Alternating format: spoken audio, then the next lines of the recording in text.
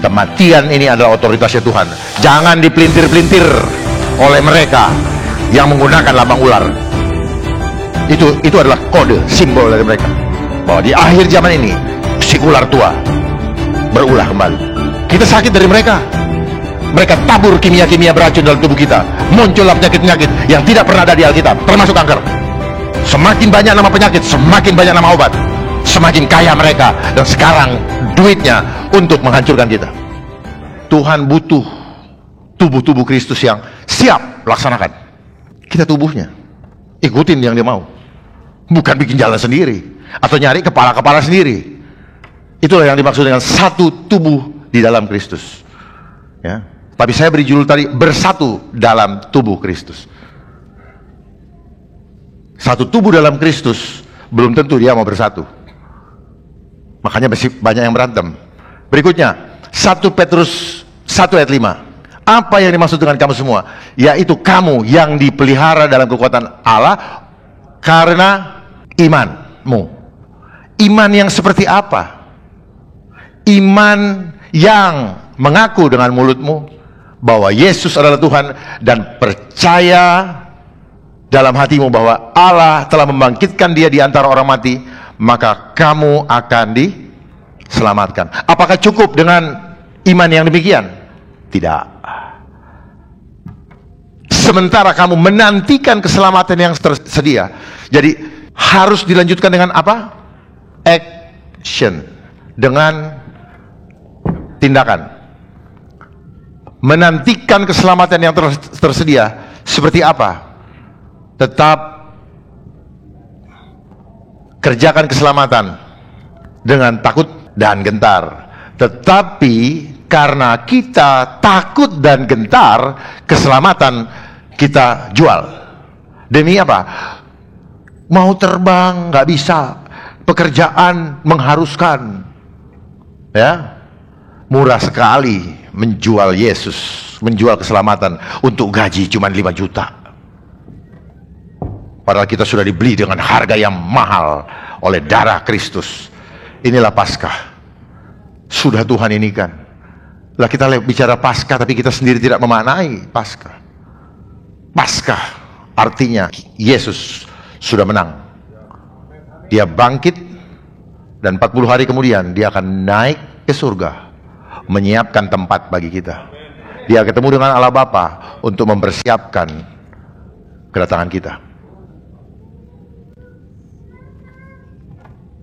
Dan memperkenalkan kita dengan dia pada saat perkawinan anak domba Allah. Tetapi di akhir zaman ini, rencana perkawinan itu akan mereka batalkan, dibatalkan oleh iblis. Dan sekarang sedang terjadi.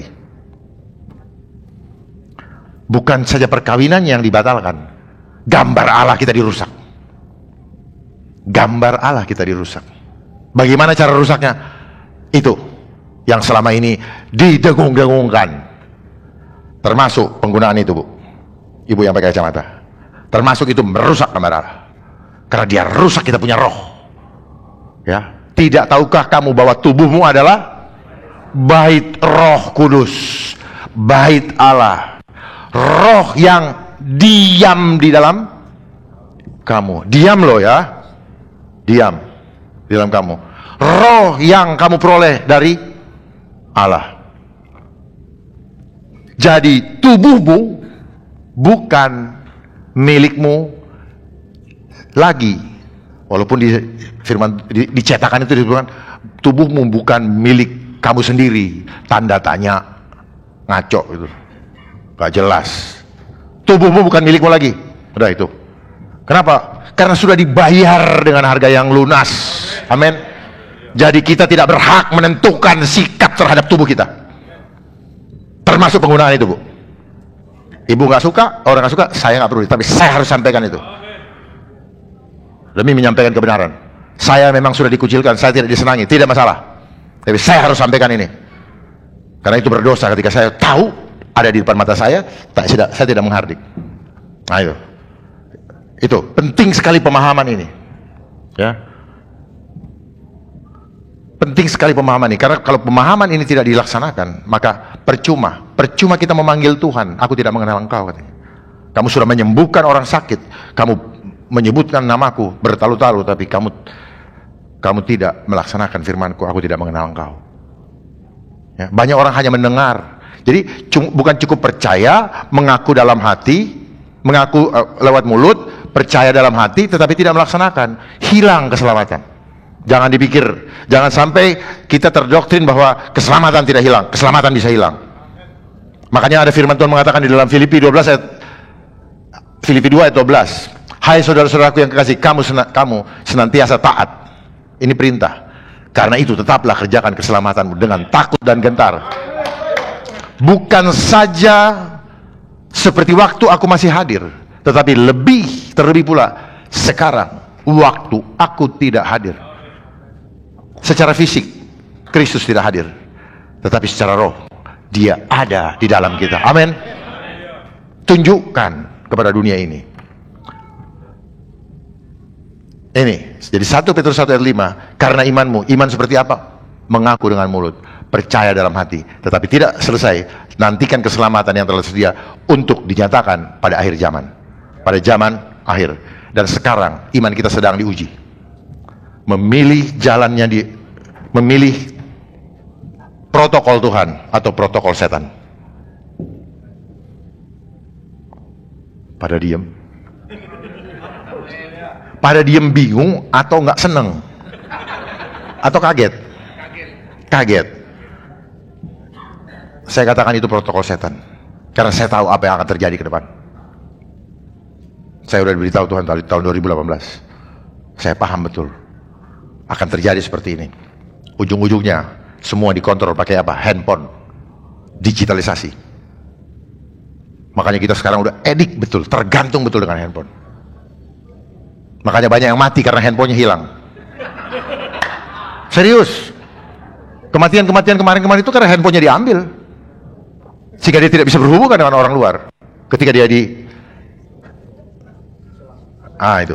ketika dia dikucilkan. Manusia, kita adalah makhluk sosial yang selalu harus bergandengan tangan. Ada yang sakit peluk. Nggak ada itu barang itu. Kematian ini adalah otoritasnya Tuhan. Jangan dipelintir-pelintir oleh mereka yang menggunakan lambang ular. Itu adalah kode, simbol dari mereka, bahwa di akhir zaman ini si ular tua berulah kembali. Betul. Kita sakit dari mereka. Mereka tabur kimia-kimia beracun dalam tubuh kita. Muncullah penyakit-penyakit yang tidak pernah ada di Alkitab, termasuk kanker. Semakin banyak nama penyakit, semakin banyak nama obat. Semakin kaya mereka. Dan sekarang duitnya untuk menghancurkan kita. Bapak ibu cari uang, kembali kepada mereka. Saya buka sekarang ini, ya, karena banyak di antara kawan-kawan saya meninggal karena permainan ini semua. Dan rata-rata yang kena jantung, yang disebut sudden death. Ya. Iman, pengharapan, dan kasih. Yang terbesar apa? Kasih.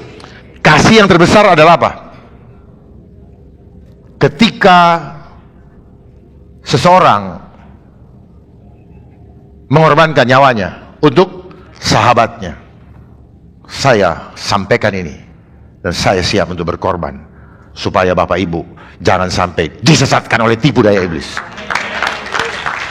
Karena apa yang terjadi sekarang adalah tipu daya iblis. Dengan tegas saya katakan tipu daya iblis lewat sistem yang ada.